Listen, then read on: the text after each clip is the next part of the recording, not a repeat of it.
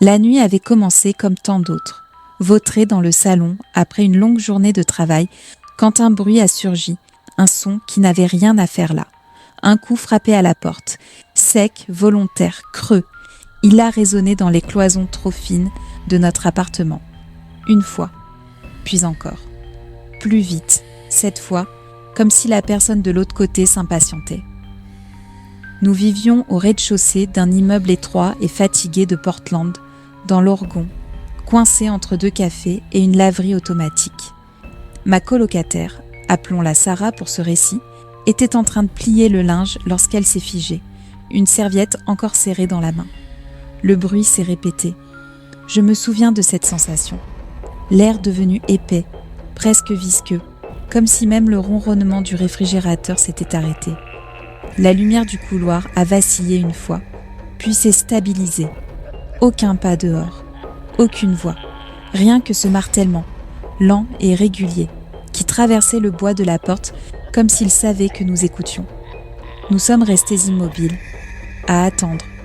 Puis encore, 3 coups cette fois. Je me suis approchée du Judas. Ce que j'y ai vu n'avait aucun sens.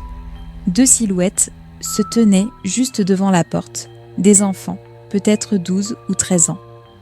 Leurs visages étaient levés vers l'ampoule du porche. Leur peau paraissait délavée, presque sans couleur, leurs cheveux trop bien coiffés pour l'heure tardive. Le lampadaire derrière eux noyait leur forme dans des silhouettes floues, immobiles. Je me suis penchée davantage pour distinguer leurs traits, et je me suis figée.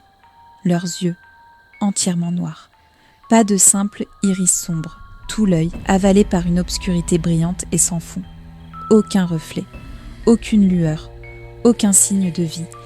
Seulement ces gouffres noirs braqués droit sur le Judas, comme s'ils savaient exactement où je me trouvais. Un frisson m'a traversé les bras, avec une violence presque électrique. Derrière le comptoir de la cuisine, Sarah a murmuré mon nom, mais je n'arrivais plus à bouger. Le plus petit a levé la main et l'a posée à plat contre la porte. Le bruit de la peau sur le bois était anormalement fort. Les coups se sont arrêtés. Le silence est devenu contre nature, comme si le monde s'était mis en pause. J'ai reculé, le cœur battant à m'en secouer la poitrine. Sarah s'est approchée à son tour et a regardé. Elle a laissé échapper un souffle étranglé avant de reculer, chancelante. J'aurais voulu lui dire de ne pas paniquer, mais aucun mot n'est sorti de ma gorge.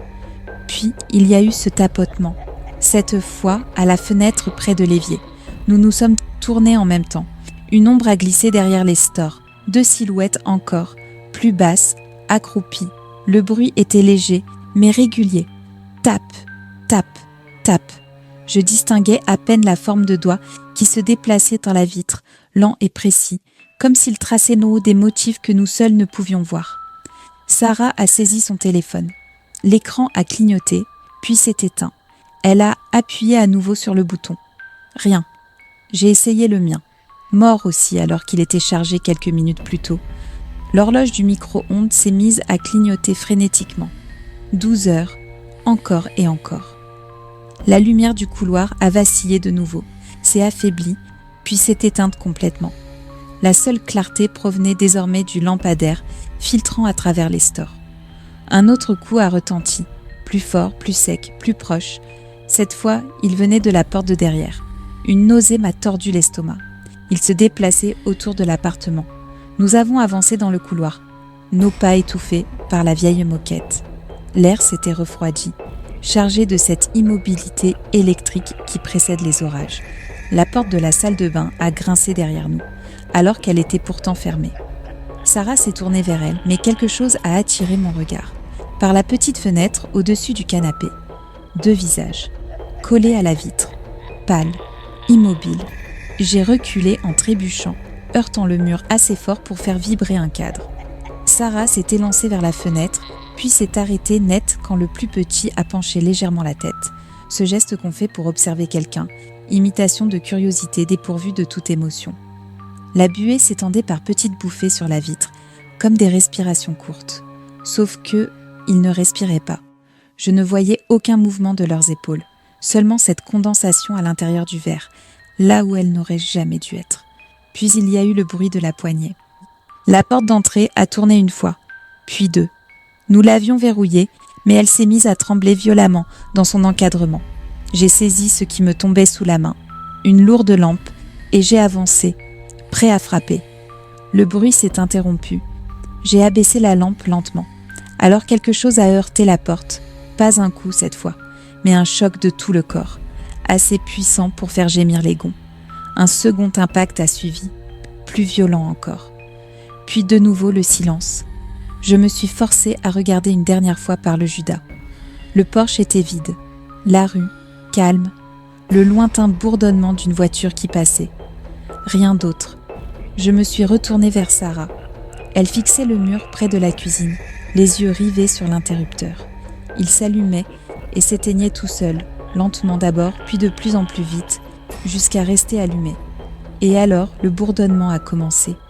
Au départ, il était grave, presque mécanique, puis plus humain, une sorte de murmure sans mélodie. Il venait de l'extérieur, près de la fenêtre. 2 voix à l'unisson parfait. Le son ne montait ni ne descendait, restait plat, comme de la statique qui aurait pris forme. Sarah s'est bouché les oreilles et s'est effondrée au sol. J'ai reculé vers le couloir, chaque pas donnant l'impression de traverser de l'eau. Puis le bourdonnement s'est arrêté. Pendant un instant, j'ai cru que c'était fini, qu'ils étaient partis. Mais le silence qui a suivi était pire que le bruit. Je me suis retournée vers la fenêtre. Ils étaient liés au plus proche, plaqués contre la vitre, la bouche entr'ouverte, comme en plein milieu d'une phrase, sans qu'aucun son n'en sorte. La lumière du porche a vacillé une dernière fois, puis s'est éteinte. L'obscurité à l'extérieur était totale. J'ai tendu la main vers les rideaux pour les fermer, mais avant que mes doigts ne touchent le tissu, les 2 silhouettes ont reculé exactement en même temps, disparaissant dans la nuit. Je respirais à peine. Sarah était toujours au sol, murmurant quelque chose d'inaudible. L'appartement est devenu parfaitement immobile. Puis, il y a eu un dernier coup, doux, presque poli. Cette fois, il venait de l'intérieur, de la porte de la salle de bain au bout du couloir. Je n'ai pas bougé. Elle non plus. Le coup s'est répété, lent, délibéré.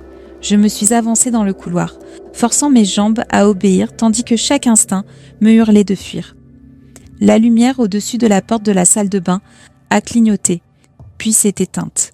Il ne restait que la pâle lueur du lampadaire filtrant depuis le salon. Arrivée devant la porte, la main tremblante, j'y ai collé l'oreille. Rien.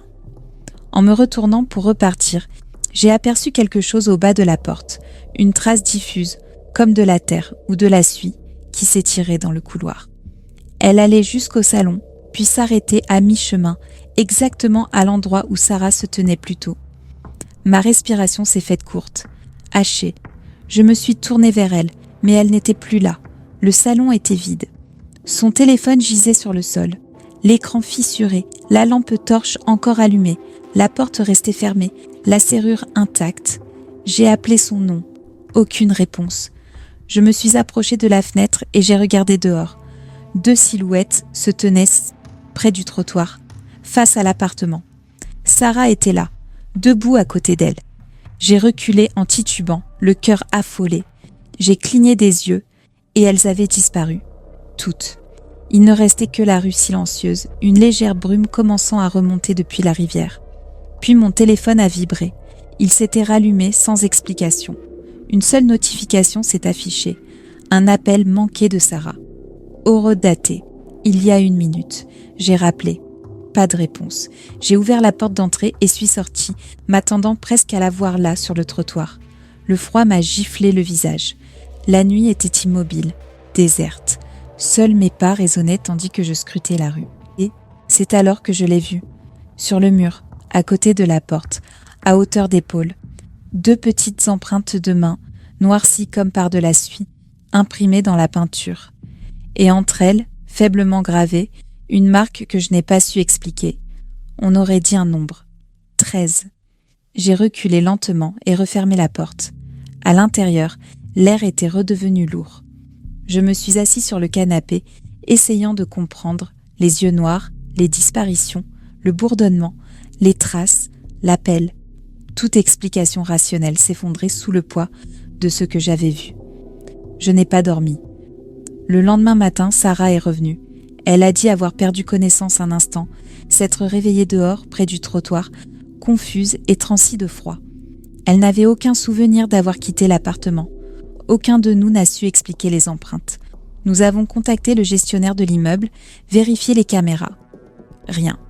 La caméra extérieure avait cessé d'enregistrer à 23h42 et n'avait repris qu'à 2h05, ne montrant rien d'autre qu'une rue vide. Dans l'après-midi, j'ai trouvé un fil de discussion locale en ligne, de vieux messages datant de plusieurs années, décrivant des rencontres presque identiques à la nôtre. Les coups, les enfants aux yeux noirs, le même silence, la même disparition. L'un des témoignages mentionnait même un nombre écrit près de leur porte. 13. Nous avons tout imprimé. Photos, horaires, lieux. Nous ne savons pas encore ce que cela signifie. Nous ne savons pas ce qu'ils voulaient. Mais nous allons le découvrir